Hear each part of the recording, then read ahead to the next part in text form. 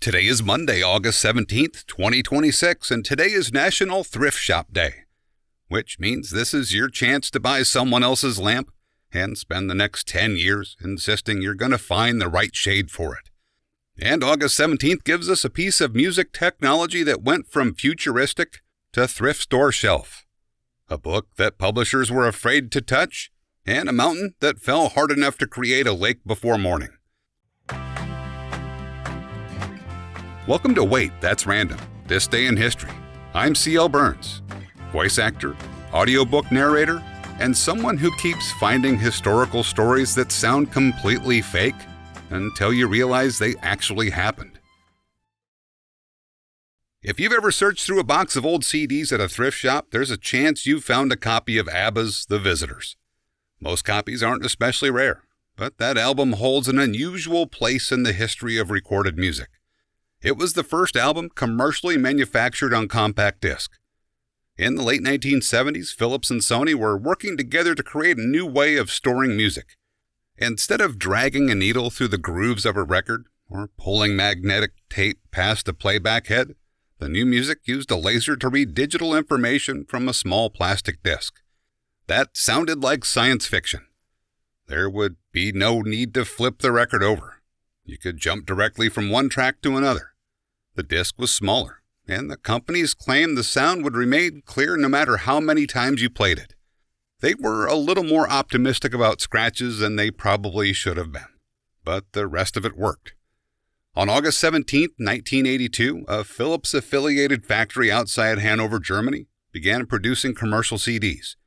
The first album pressed into the new format was ABBA's The Visitors. I love that for the title of the first CD. This strange silver disc had just arrived to visit everyone's record collection, and within a few years it was moving in permanently. People couldn't buy that particular disc on August 17th. The public launch came later that year, along with the first commercial CD players. Those early machines cost hundreds of dollars, so buying one was not a casual decision. You weren't replacing your turntable. You were making a financial commitment to the future. Eventually, the price came down. CDs overtook vinyl sales, and those shiny discs became so ordinary that people kept them in plastic towers, car visors, binders, desk drawers, and apparently every thrift shop in America. That transformation happened quickly. The object that once represented the future became the thing you pick up for $1 while wondering whether you still own anything capable of playing it. But before music could reach people in a new format, the companies behind it had to believe somebody wanted it. George Orwell had the opposite problem. He had written a book people would want. He just couldn't convince anyone to publish it. The idea was simple enough to explain. The animals on a farm overthrow the farmer and attempt to build a society in which they will be treated equally. Then the pigs take control. Orwell was writing about the Russian Revolution and the dictatorship that followed it. The farm was the Soviet Union, and the animals' attempt to create a fair society gradually became another form of tyranny. He began thinking about the idea in 1937 and wrote the book near the end of 1943, while Britain was still fighting World War II. That timing created a problem. The Soviet Union was one of Britain's most important allies against Nazi Germany. A sharp satire aimed at Stalin was not something British publishers were eager to place in shop windows. 4 publishers turned the manuscript down. One of them initially accepted it, made preliminary arrangements, and consulted Britain's Ministry of Information. After that conversation, the publisher changed course. The explanation Orwell received was almost perfect for a book about people becoming afraid to say what they know. The publisher said the book might be acceptable if it criticized dictators in general, but Orwell's target was clearly the Soviet Union. He was also warned that making the pigs the ruling class could offend the Russians. So apparently the problem wasn't authoritarianism. It was insufficiently diplomatic livestock. T.S. Eliot also rejected the book on behalf of Faber and Faber. He admired Orwell's writing, but wasn't convinced by the book's politics. His response amounted to suggesting that the farm needed better pigs in charge, which misses the point so completely that it almost feels like an extra chapter. Eventually, Secker and Warburg agreed to publish it. Wartime paper shortages delayed the release, and the first printing was limited to 4,500 copies. On August 17, 1945, Animal Farm finally reached British bookstores. The small book that publishers considered too politically dangerous to touch sold through its first printing, and has not been difficult to find since. The animals in Animal Farm woke up to find that the place that they knew has become something completely different. 14 years after the book was published, people camping in a Montana canyon experienced that feeling for real. Madison Canyon sits just west of Yellowstone National Park. In the summer of 1959, families were camped along the Madison River beneath the steep mountain slopes. Some were sleeping. Others were still sitting beside their campfires. At 11:37 on the night of August 17th, the ground began to move. The Hebgen Lake earthquake registered a magnitude of 7.3. Roads cracked apart. Cabins shifted from their foundations. Inside nearby Yellowstone, a chimney collapsed on the Old Faithful Inn, and hundreds of hot springs suddenly began behaving like geysers. Hebgen Lake itself started sloshing back and forth. The waves were large enough to wash over the top of the dam several times, convincing people nearby that the dam had failed. It hadn't. But farther down Madison Canyon, an entire section of mountain had broken loose. About 50 million cubic yards of rock, mud, and trees came down the slope.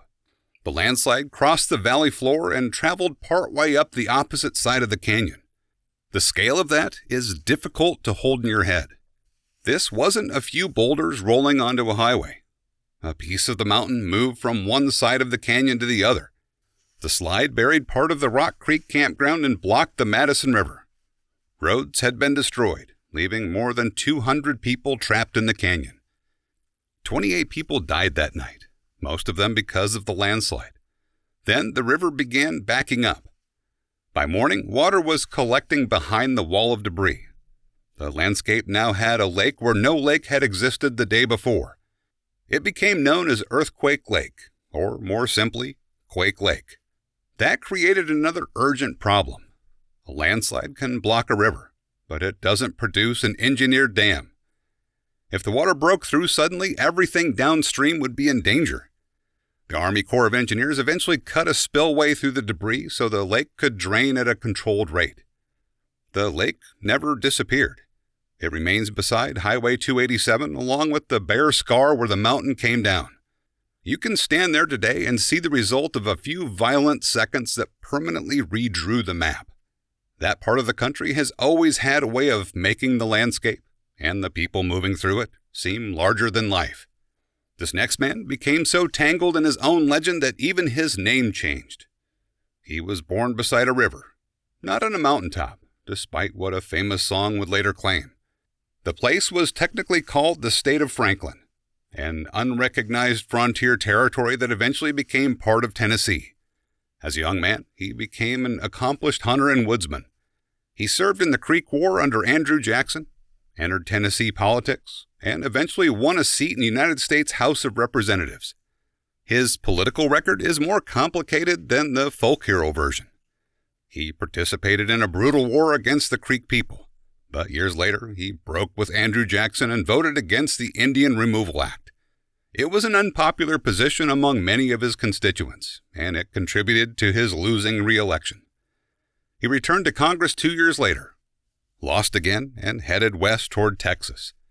By then, newspapers, stage productions, and popular books had already turned him into a character. He was presented as a wild backwoodsman who spoke in outrageous phrases, wore hunting clothes everywhere, and could defeat practically anything with a rifle and a grin. The real man normally called himself David. Today, we know him as Davy Crockett, born on August 17, 1786. He arrived in Texas during the revolt against Mexico and joined the defenders at the Alamo. He died there on March 6, 1836, although accounts still disagree over whether he died during the fighting or was captured and executed afterward. His death made the legend even larger. More than a century later, Walt Disney turned Crockett's life into a television series starring Fess Parker. The program created a full-scale coonskin cap craze, and millions of children started walking around dressed like a man who may not have worn one nearly as often as they imagined. The legend became so familiar that it almost replaced the person. The river valley became a mountaintop. David became Davy. And a complicated politician became king of the wild frontier. The thing I keep coming back to is how quickly we get used to the finished version. Once something becomes familiar, it feels as though it was always meant to exist exactly that way. But getting there is usually messy, accidental, and filled with details that don't fit the clean version we remember. I think that's why it's worth going back and looking again. Anyway, if you're heading into the wilderness today, bring a map and something more useful than a coonskin cap. And that reminds me of something Yogi Berra once said. When you come to a fork in the road, take it. If you'd like to hear more of my work or see other corners of the internet I've been quietly building things in, you can head over to waitthat'srandom.com. I'm C.L. Burns. Thanks for hanging out with me for a few minutes. I'll see you tomorrow.